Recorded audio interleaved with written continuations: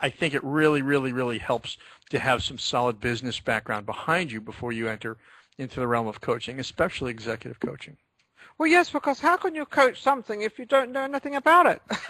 How do you coach it? I mean, how do you do it unless you've had the experience behind you? And that's always baffled me. And it's sort of, I see all these young people, and I can coach on this and this, and how do they do that? And now you explained it. But they need coaches to coach them. Do you coach coaches? Typically, I don't.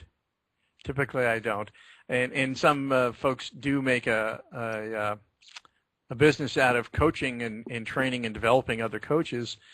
But like you've observed, I think having that solid business background underneath as a foundation allows someone, especially as an executive coach, to really be effective, because you don't need the industry knowledge, but you do need the business savvy and the, I don't want to say experience with the political landscape, but there's a little bit of... You need that too. Yes, you do.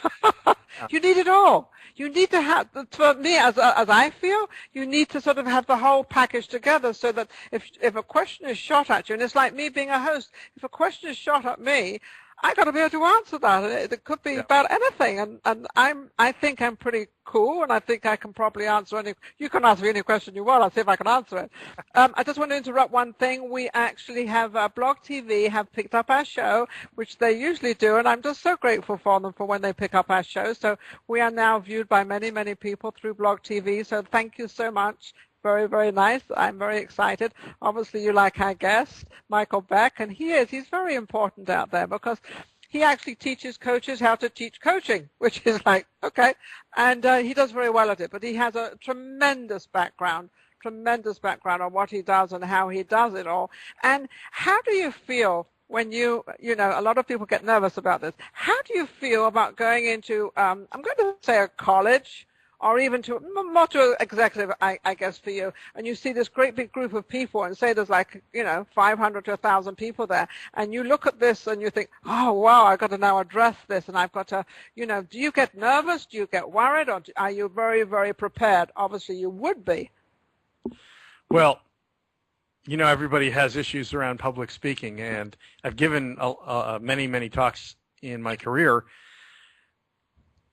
You have to be prepared. You have to know your subject matter. You can't be reading it, right? So you need to know it. And then to answer your question, I think all of us, any speaker gets a little bit nervous, a little bit edgy just before they go on, and that's a good thing because it keeps you, energized and on top of your game.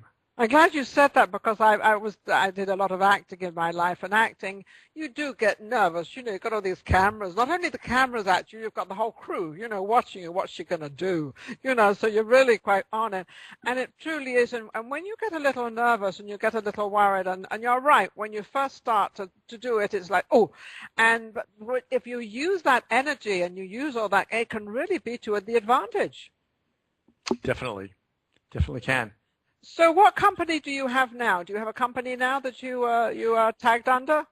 Yeah. Well, I have my own business, Michael Beck International, and it's essentially a virtual company because a lot of the strategic work I do personally because of my background. We haven't really expanded on that much, but I'll be happy to if you're interested.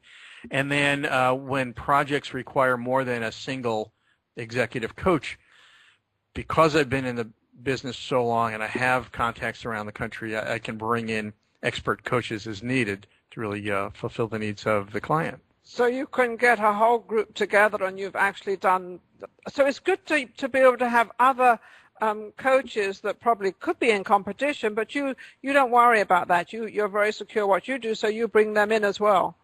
Well, that's right. And let me bring up another point because you've kind of danced around this now. My dancing? I was interviewing.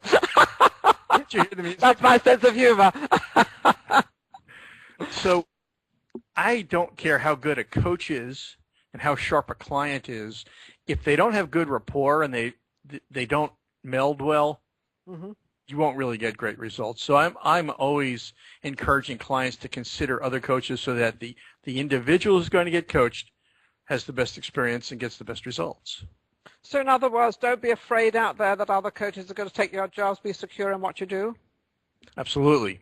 Yeah. Absolutely. And know that you'll attract the kind of client who resonates best with your style of coaching. Yeah. And the clients that don't resonate with you probably shouldn't be your clients. You should pass them on and don't be afraid. You know, a lot of people are very afraid of passing things on, and I've never been afraid of that because I always feel that, you know, if I can't do the job, let's give it to somebody else that can probably do it better than I can. I know we all think we're better than anybody else, but we really aren't. We're just regular people. We go out there and we just do our best. Give me a little bit more background on your company. You were saying you're sort of, you're international, virtual, all this stuff. Give me a little bit of background on what you actually do. Well,